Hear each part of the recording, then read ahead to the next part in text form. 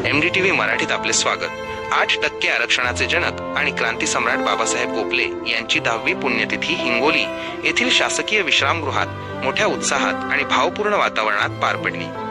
पाहुयात या संदर्भातील सविस्तर वृत्त।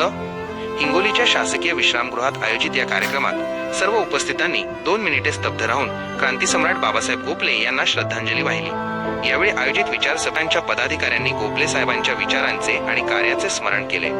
भानुदास खंदारे यांनी बाबासाहेब गोखले यांनी 8% आरक्षणासाठी उभारलेल्या ऐतिहासिक लढ्यावर मार्गदर्शन केले, तर सोपान पाटोडे यांनी गोखले साहेबांनी स्वतःच्या कुटुंबाची पर्वा न करता अहोरात्र समाजासाठी काम केल्याचं सांगत अण्णाभाऊ साठे पुरस्काराचे निर्माते म्हणून त्यांच्या संघर्षावर प्रकाश टाकला।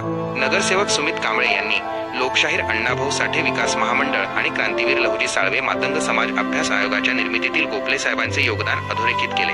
शेषराव चव्हाण यांनी समाजात गोखले साहेबांच्या कार्याचा पडत चाललेला विसर यावर खंत व्यक्त केली। या बातमीत सध्या तरी इथेच थांबूयात। ताज्या बातम्या आणि अपडेटसाठी पाहत रहा MDTV मराठी।